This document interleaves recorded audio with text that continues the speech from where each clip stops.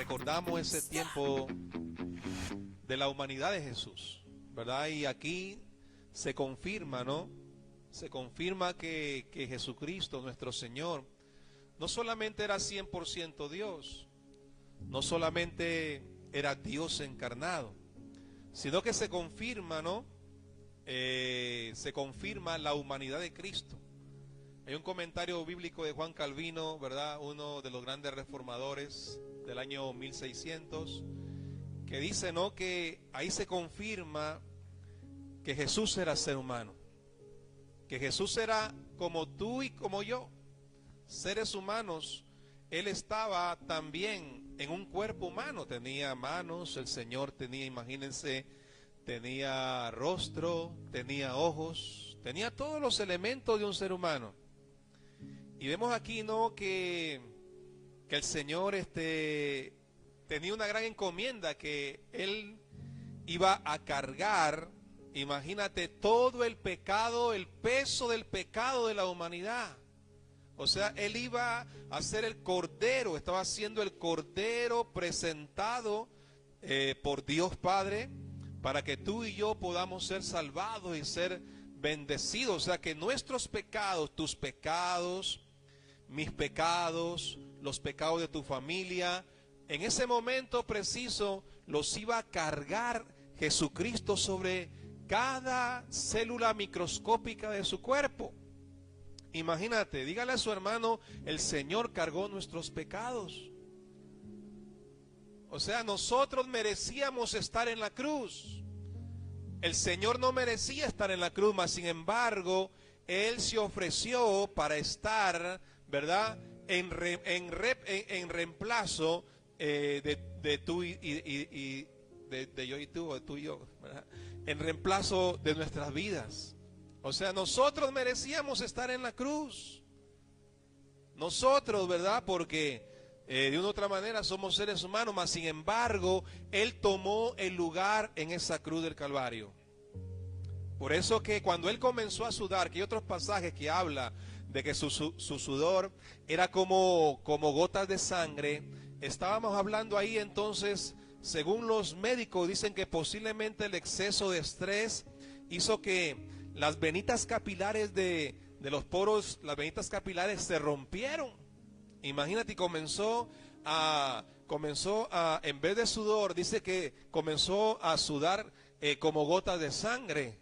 ¿Se da cuenta? Entonces, el Señor estaba allí e iba, Él habla de una copa, ¿no? Iba a tomar de la copa de la ira de Dios. Imagínense, la copa de la ira de Dios. Por eso que, ¿verdad?, dice que Él allí comenzó, dice el versículo 37, tomando a Pedro y a los hijos de Zebedeo, comenzó a entristecerse y comenzó a angustiarse. Entonces, dice el versículo 38, Él dijo, mi alma, como dijo, mi alma está muy triste hasta la muerte, quédense aquí y oren conmigo. O sea, Jesús se llevó a Pedro, Jesús se llevó a 2 discípulos más, ¿verdad? Y les dijo, yo necesito que ustedes me acompañen a orar, yo necesito que ustedes me apoyen en la oración, ¿verdad? Claro, ese punto lo vemos de aquí, pero Él llevó, como dice, es importante, ¿no? Aquí nos enseña algo, ¿no? De que es importante que cuando tú y yo pasemos un momento difícil, tengamos como compañeros de oración, ¿verdad? Tú le puedes decir a la hermana, mire, ayúdeme a orar, pastor, ayúdeme a orar, ¿verdad? El Señor hizo lo mismo. El Señor se fue a orar ahí en Getsemaní, pero llevó prácticamente 3 compañeros de oración. Y esto es bien importante porque a veces nosotros queremos pelear las batallas solos, ¿verdad? Si el mismo Señor quiso que lo acompañaran en oración, es porque hay más fuerza cuando 1, 2 o 3 personas oran por ese problema. Así que, hermanas, es importante aquí lo que nos dice el Señor, que cuando tú y yo pasemos alguna situación difícil, es importante, y no tenga vergüenza, amén, dígale a su hermano, dígale a un hermano líder, dígale, puede decírmelo a mí, pastor, ayúdeme a orar por este problema, ¿verdad?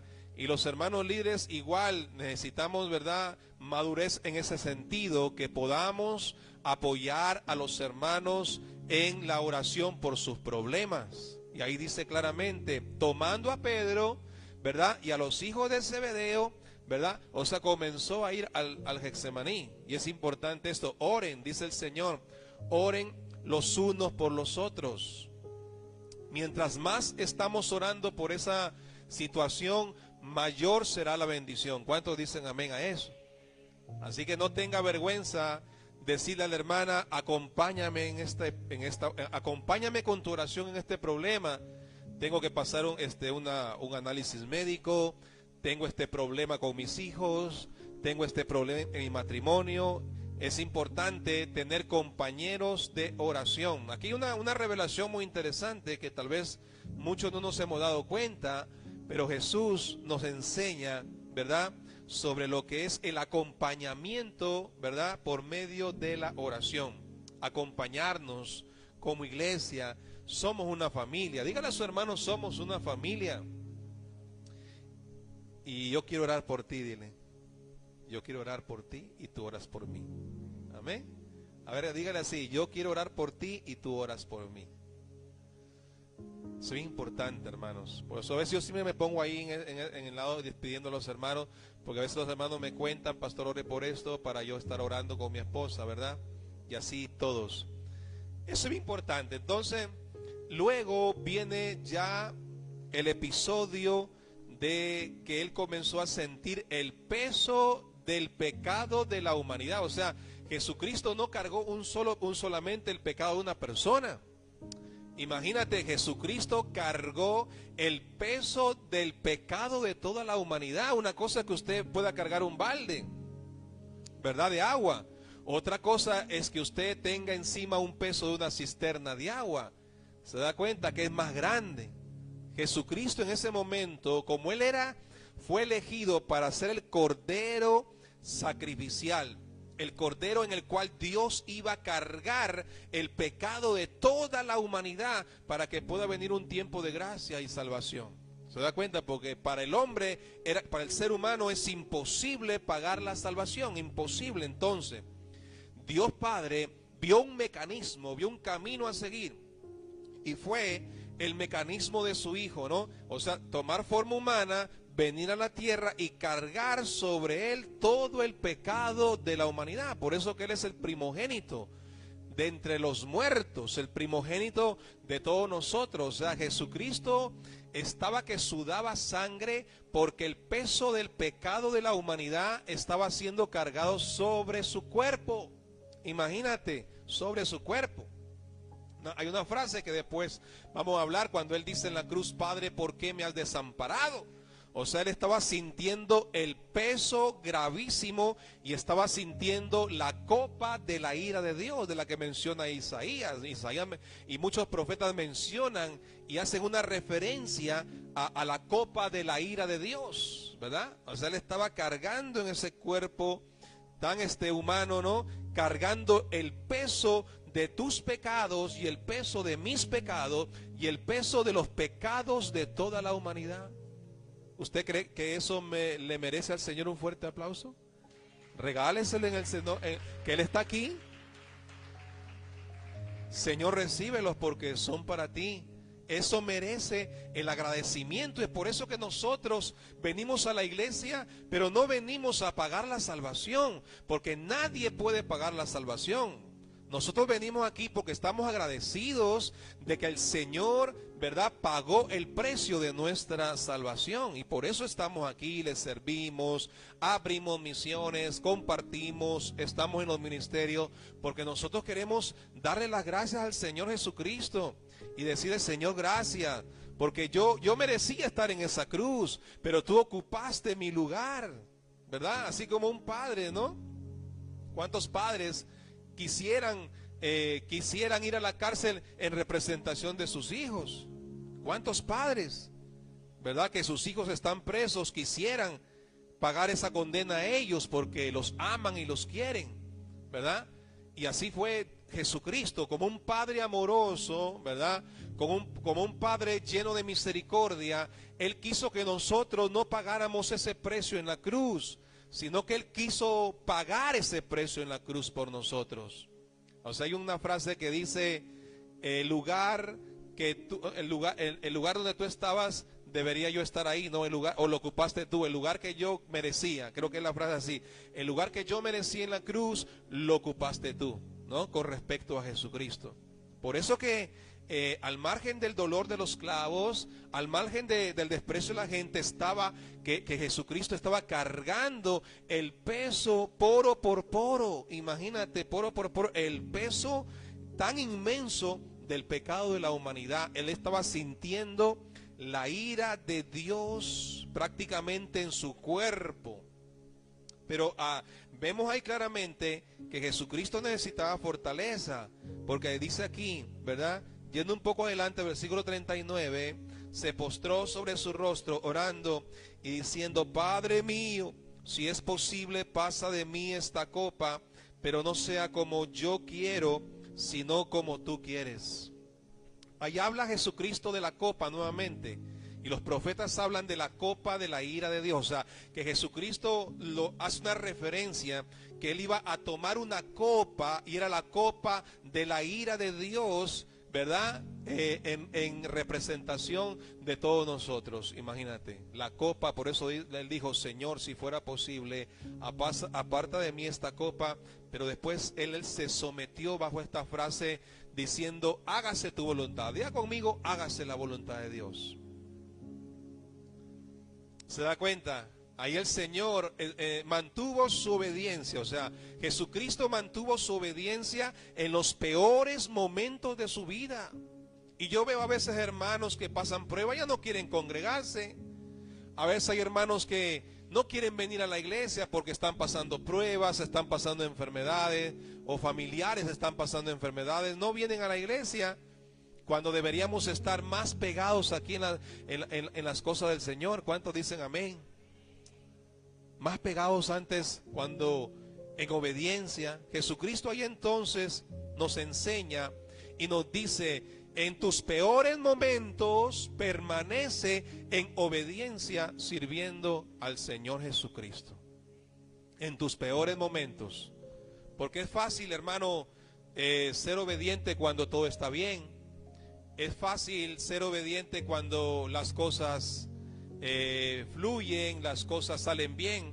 Pero lo más difícil es mantener la obediencia en medio de los momentos más dolorosos, en medio de los problemas, en medio de los tiempos, cuando los tiempos son difíciles. Ahí es donde entonces se prueba la verdadera obediencia. Entonces, el Señor nos dice que nosotros como cristianos debemos mantener la obediencia, porque la obediencia va a traer muchas bendiciones. ¿Cuántos dicen amén?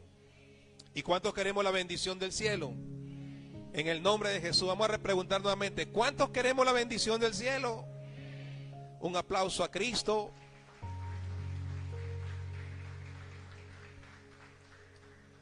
Dígale a su hermano, debemos ser obedientes. Porque cuando todo está bien, hay un dicho que dice, ¿no?, que el peor momento de un cristiano es cuando tiene trabajo, cuando tiene para pagar las deudas, cuando está sano. Es el peor momento de un cristiano. Porque ahí no vienen a la iglesia, no congregan, se olvidan de Dios. Hermano, ¿y qué pasó? No fue, es que me fui de viaje, es que estuve por acá, estuve por allá. O sea, en los peores momentos, dice, ¿verdad?, el dicho popular, es en los peores momentos de un cristiano son los mejores momentos espirituales. O sea, cuando, hermanos, ¿verdad?, a veces los peores momentos son los mejores, porque en los peores momentos uno ora, uno se acerca al Señor. Así que creo que el Señor nos dice aquí, mantén la obediencia como yo la mantuve en medio del dolor terrible que yo sentía en mi cuerpo, ¿no? Hay una parte también interesante. Vamos a hablar un poquito sobre la debilidad de los apóstoles, de los discípulos. Dice aquí, ¿verdad? Versículo 40 dice Y vino luego a sus discípulos y los halló durmiendo y dijo a Pedro, así que no has podido velar conmigo ni siquiera una hora.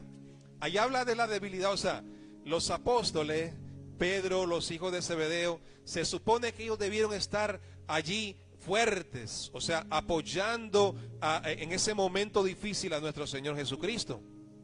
Pero ¿cómo se encontraron los discípulos? ¿Cómo estaban? Estaban, dice la palabra, estaban durmiendo. Imagínate, no estaban orando. Y eso habla de nuestras debilidades. No sé cuánto nos hemos dormido. A veces cuando queremos leer la Biblia nos da sueño, ¿verdad? Es nuestra debilidad que se nos hace difícil a veces las cosas del Señor, ¿verdad? Entonces somos débiles muchas veces, no tenemos el ánimo de orar, no tenemos el ánimo de buscar el rostro del Señor. A veces todos nosotros, ¿verdad? Hay que reconocer que somos débiles, y los discípulos hablan aquí de que muchas veces, ¿no? El enemigo nos pone sueño, porque ¿qué pasó ahí? Que el enemigo les puso sueño, ¿verdad? Se durmieron, hermanos. Es una gran realidad de la cual nosotros debemos cuidarnos. ¿Por qué? De que no debemos dormirnos en las cosas del Señor. No debemos dormirnos en las cosas del Señor. Dígale a su hermano, no te duermas en las cosas del Señor. Porque el día que te duermas, entonces no hay bendición del cielo, ¿no? No te duermas, sino que debemos estar despiertos. ¿Cuántos queremos estar despiertos en las cosas de Cristo? Despiértate. A ver, dígale a su hermano, despiértate. Más fuerte, dígale, despiértate. Yo creo que si Jesucristo hubiese conocido Frías, hubiese cogido un látigo y les hubiese dado a los discípulos ahí. Yo imagino a Jesús con el látigo esos que preparan en Frías. Esos látigos de la ronda campesina, ¿no? Yo creo que si el Señor hubiese tenido un látigo allí, hubiese cogido el látigo y les hubiese dado a los discípulos y les hubiese dicho, despiértense. Bendito el nombre del Señor. Así que yo no quiero el látigo de Cristo. Yo prefiero estar despierto en las cosas de Cristo. Démosle un aplauso al Señor, que se lo merece.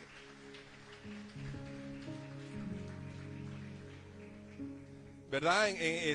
Hay muchas tentaciones. Aún mismo aquí, ahorita en Semana Santa, hay muchas tentaciones. En vez de la gente estar orando, en vez de la gente estar congregándose más bien están llenándose las cantinas, ¿verdad? Y hay cristianos, ¿verdad?, que podemos dormirnos en las cosas del Señor.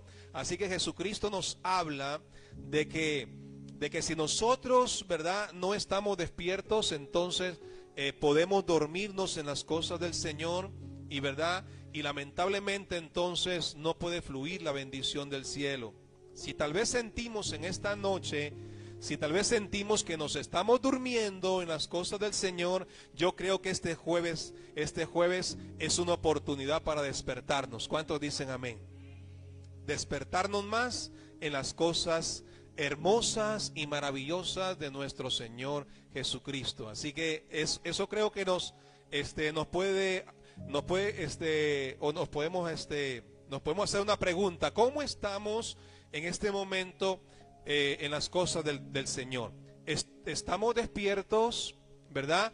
¿O estamos cayendo, o estamos durmiéndonos en nuestro compromiso con Dios? Yo creo que esa pregunta debe quedar en nuestro corazón como una reflexión en esta noche. Todos nosotros podemos respondernos esa pregunta. ¿Cómo estoy en las cosas del Señor? ¿Estoy despierto o me estoy durmiendo?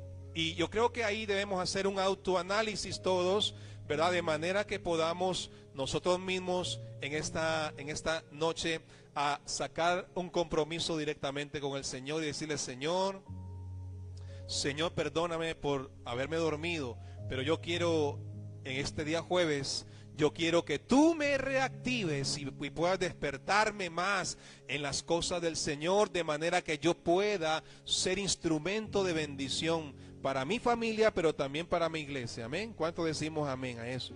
Yo creo que ese es el mensaje como segundo punto, que debemos despertarnos.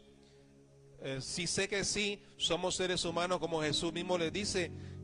Jesús les dice, ¿no? La carne es débil. ¿Verdad? Hay otro pasaje que dice eso, la carne es débil, pero el espíritu está dispuesto. O sea, ¿qué quiere decir? que a veces la carne, o sea, nuestra humanidad nos traiciona. A veces uno quiere estar activo y de pronto viene como que el enemigo a veces pone tentaciones y nos dormimos en las cosas hermosas del Señor. Así que el Señor en esta hermosa noche quiere hablarnos sobre ese punto. También habla aquí del versículo 41, que es un punto interesante, que dice: velad y orar, dice, velad y orad para que no entres en la tentación. ¿Cómo dice, cómo le dijo Jesús a sus discípulos que se durmieron? Les dijo: velad y orar para que no entres en la tentación. Dice: el espíritu a la verdad está dispuesto, pero la carne, escúchalo bien, la carne muchas veces es débil. Otra vez fue Jesús y oró por segunda vez. O sea que Jesucristo, hermanos, nos dice algo muy importante en este Jueves Santo. Nos dice que para que Él haya podido atravesar ese Getsemaní, ese momento, porque Getsemaní significa prensa de aceite, ¿no? Mira lo que significa Getsemaní en el original en el original arameo. Getsemaní es del original, o sea, etimológicamente viene del original arameo y significa prensa de aceite. ¿Por qué? Porque según hablan los historiadores, ¿verdad? Dice que en ese lugar habían muchas uvas, ¿verdad? De donde se sacaba, muchas aceitunas. Usted conoce la aceituna, ¿no? Aceituna verde, aceituna más oscura. Pues habían muchas aceitunas, ¿verdad? Muchos olivos, ¿se da cuenta? Y ahí mismo los judíos tenían unas prensas donde exprimían prácticamente las aceitunas, y entonces viene lo que es el aceite de oliva. No sé si usted compra el aceite de oliva, es el más caro de por ciento en las tiendas. El aceite de oliva es el más costoso porque es más natural directamente de la aceituna, ¿no? ¿Se da cuenta entonces, hermano? Y eso habla de que Él fue allí proféticamente, porque en ese momento Jesucristo parecía una aceituna donde el pecado de la humanidad estaba que lo exprimía como si fuera una aceituna, ¿no? Como una prensa, prácticamente exprimiendo en Él su vida, ¿verdad? Pero dice que cuando se exprime la aceituna, sale lo mejor de la aceituna, que es el aceite de oliva. Bendito el nombre del Señor. Quiere decir entonces que salió lo mejor de Cristo ahí, ¿verdad? Y a veces Dios nos tiene que pasar por unas pruebas que nos apretan, nos exprimen muchas veces, pero Dios saca lo mejor en medio de esas pruebas. O sea, ¿cómo entender las pruebas de Cristo? ¿Cómo entender en este momento tus procesos? Porque sabemos que tú y yo estamos pasando procesos. Porque tal vez llegaste aquí: Señor, estoy pasando una prueba que solamente tú sabes, Señor. Pero ¿cómo entendemos eso? A veces Dios nos aprieta, a veces Dios nos exprime con los problemas para sacar nuestra mejor oración, nuestra mejor entrega, nuestra mejor obediencia. ¿Cuánto le damos un fuerte aplauso a Jesús? Dígale a su hermano: Dios quiere sacar lo mejor de nosotros. Y de esa manera podemos entender y canalizar nuestros procesos. Bendito el nombre del Señor Jesucristo. ¿Se da cuenta? Así que, hermanos, el Señor les dijo claramente, les dijo, ¿verdad? Oren para que no caigan en la tentación. Y esa parte es la más difícil, porque el ser humano, o sea, nuestra carne no quiere orar, ¿verdad? Nosotros queremos diversión. Yo estaba viendo una película ayer del Gladiador, la número 2. Estuve viéndola con mi yerno. Con Frank me dice: pastor, ve para ver esta película del Gladiador, ¿no? Y entonces veía que Roma, en los coliseos romanos, dice que Roma le daba mucho entretenimiento a la gente, ¿no? Le hacía los grandes, los grandes eventos de los gladiadores, ¿no? Que peleaban con bestias entre ellos. Y la gente estaba feliz en Roma cuando Roma, ¿verdad?, se le daba entretenimiento, ¿no? Mas sin embargo los emperadores después los esclavizaban con los impuestos, ¿no? Y entonces se deriva ahí un punto importante, que al ser humano, o sea, a nuestro cuerpo, se siente mucho mejor cuando se entretiene, o sea, cuando estamos en entretenimiento, ¿verdad?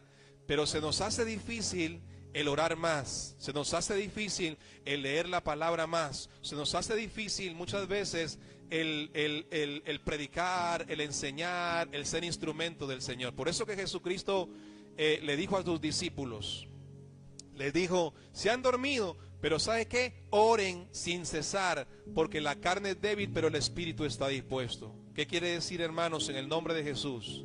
Que el Señor nos dice que, ¿verdad? Que claro, a veces el cuerpo quiere entretenerse por diferentes vías, fulbito, otras cosas, pero es necesario también disciplinarnos. ¿Cuántos dicen amén a eso? O sea, disciplinarnos, ordenarnos un poco más, orar más, así como hemos venido esta noche, vamos a estar orando. También en este tiempo de Semana Santa es necesario, ¿verdad?, sacar un tiempo para orar más. ¿Cómo vamos a enfrentar nuestras batallas? ¿Cómo vamos a pasar ese Getsemaní, esa prensa de aceite? Por medio de la oración, ¿verdad? Y dice que el Señor ya estaba más fortalecido. Dice, oró. Dice, vino otra vez, versículo 43, y los halló durmiendo por tercera vez, porque los ojos de ellos estaban cargados de sueño. Y dejándolos se fue de nuevo y oró por tercera vez. Imagínate, ¿cuántas veces el Señor oró en el Getsemaní? 3 veces. Imagínate, oró una, oró 2, oró 3, ¿verdad? Y es importante orar más, orar en el desayuno, orar en el almuerzo, y ¿por qué no orar en la cena? Bendito el nombre de Jesús. Hermanos, yo creo que aquí está la enseñanza del Señor Jesucristo, ¿verdad?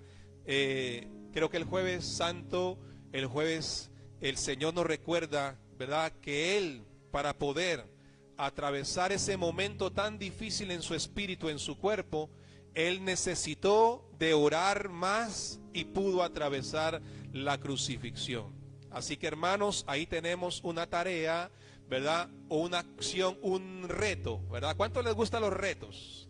Que los jóvenes siempre dicen, ¿verdad? Siempre me acuerdo de Carloncho cuando animaba, decía los retos, ¿verdad? El reto en esta noche es que nosotros en este tiempo de Semana Santa le vamos a decir al Señor en esta noche, Señor, ayúdame a orar más. ¿Cuánto decimos amén?